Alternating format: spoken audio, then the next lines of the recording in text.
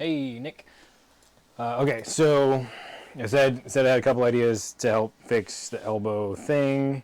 One of them is a fix, and the other is just using it to your advantage and not fixing it, because it's not necessarily wrong. It just isn't working the way you're doing it. So the first one is I was working. I wasn't even working with a guy. I was talking with a guy on this called Form Check Facebook page, and he was struggling to keep the disc flat, right? So a lot of people suitcase and roll up, and that wasn't working. This wasn't working for him because his elbow wasn't mobile enough to do that. So, but he figured out in karate chop mode, it's really easy to keep your elbow up. Your elbow, like the problem is here when you externally rotate your wrist, it makes your elbow want to come down if you have a mobility issue in your elbow, which I think you probably do. Or if you don't, there's a motor pattern that when you pull, you have to pull in. I'm working with another guy here locally that has the same exact issue.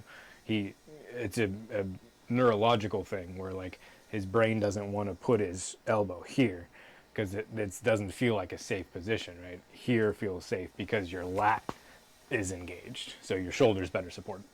So anyways, this guy had this, you know, dumb idea. He was throwing like 200, 250 on a good day and trying to get to 300. He had this idea to throw like this, right? Because if it's easy to have my hand here and keep my elbow up, why don't I just throw like that? And so he tried it, and the first time he did it, the disc went 300, and he was throwing 200, 250 before. So just by virtue of keeping the forearm on the shoulder plane, right, which he was able to do by doing this totally not normal grip, but he actually had a good rip out on his thumb, which is kind of hard to do, and he actually kept the disc on the plane and his elbow on the plane. So just a thought, right? So I'm not really suggesting anyone throw like that. You certainly could, but taking the idea of the elbow position and just I think about it like this: like I'm going to take my hand and I'm going to spread it out like as wide as I can. It's kind of like a martial arts Tai Chi thing. That when I do this, I'm engaging all the connective tissue in my arm, in my forearm at least, and then I'm actually going to try to extend that feeling to my shoulder.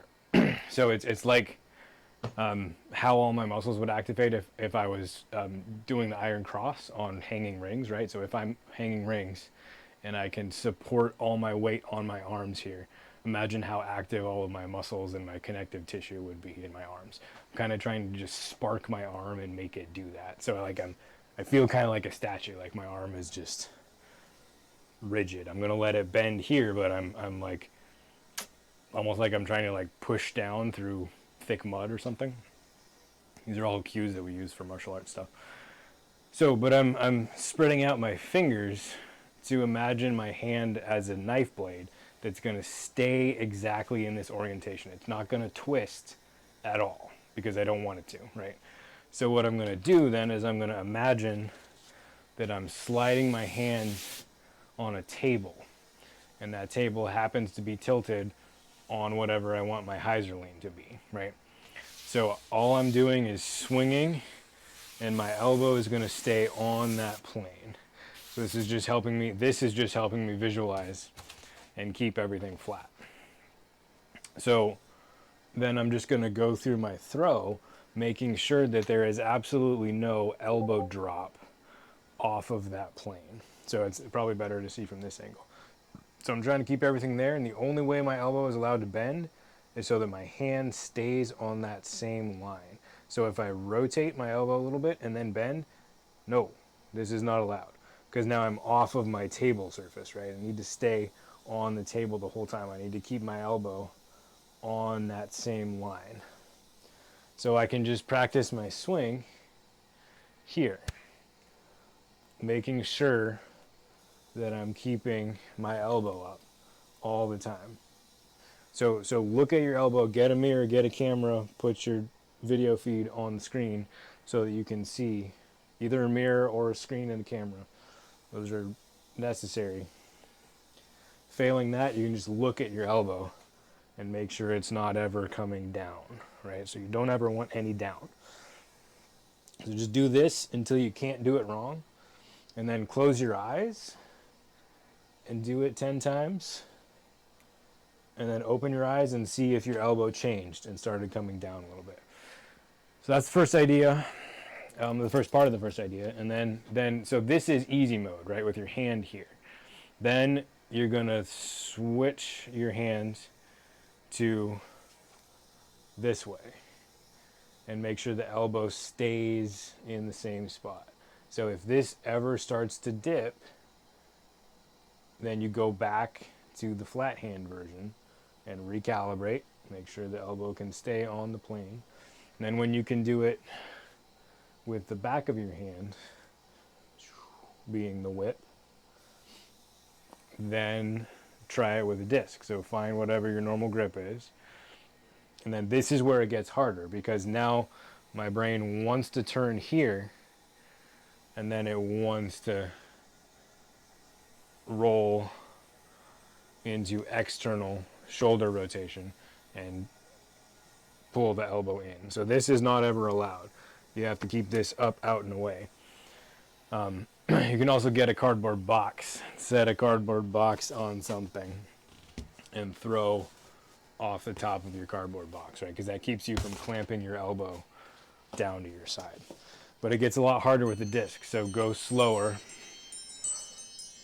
The timer. Go slower and make sure you can keep everything on that plane. Boom. So that's the first idea.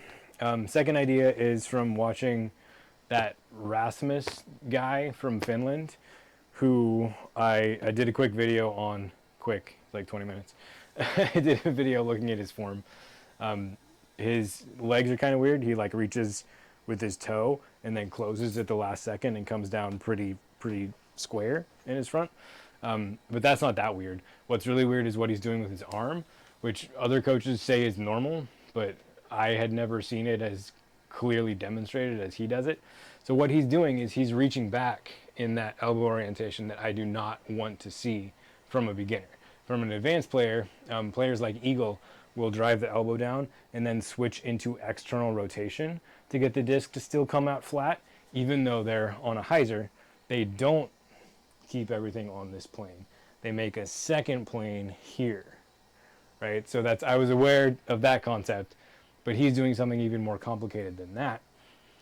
It's explained a little bit in ball golf mechanics, which I do not understand well enough to explain yet. I could confuse you, but I could not help. I need to spend more time with a ball golf club, also called a golf club to normal people. Figuring that stuff out, but I think there's something there. But anyways, he's doing this kind of concept. So he's here. Most beginners, when they do this, the disc, their elbow will come down off the plane and the disc will come way too high off the plane. And then they end up scooping and throwing way nose up. And they can't ever get any distance because everything just goes up and then fades.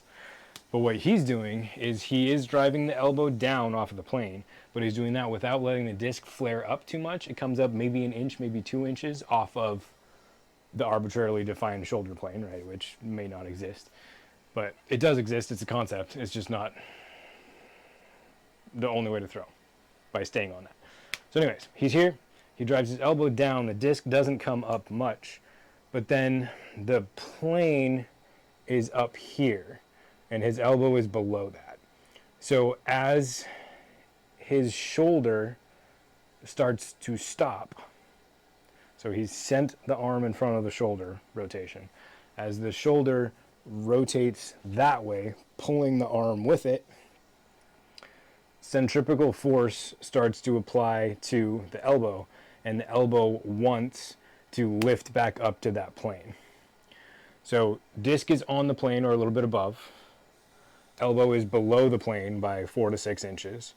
And as the shoulder arc starts to complete, the elbow is basically pulled up to the plane, which pulls the disc down. So if you're not confused yet, you are a very smart person. So again, from the start with a disc, he reaches back with the disc flat, with his elbow set to hinge here.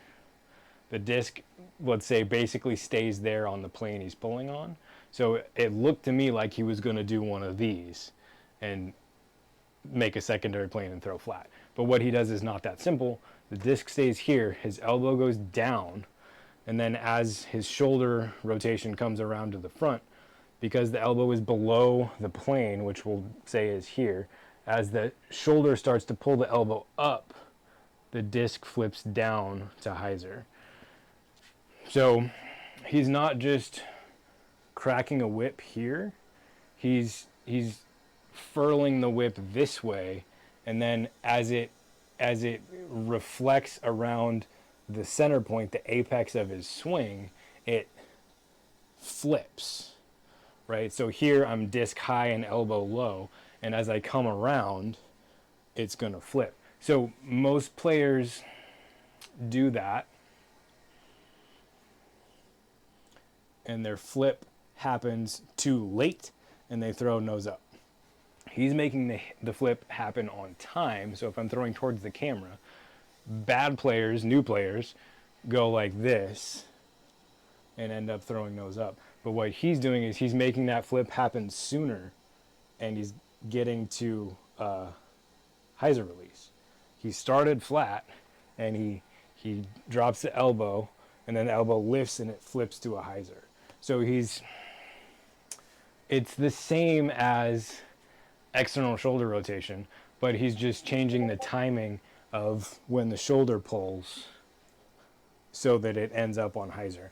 And he does, in the throw that I'm basing this off of, which maybe he doesn't throw that all the time, he does have his shoulder protracted forward a ton.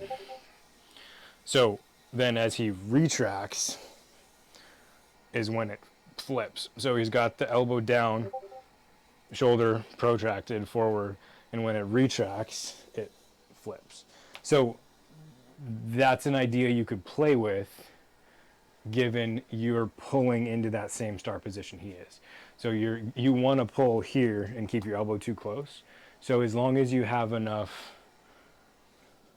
pull from your shoulder, you can whip it back out.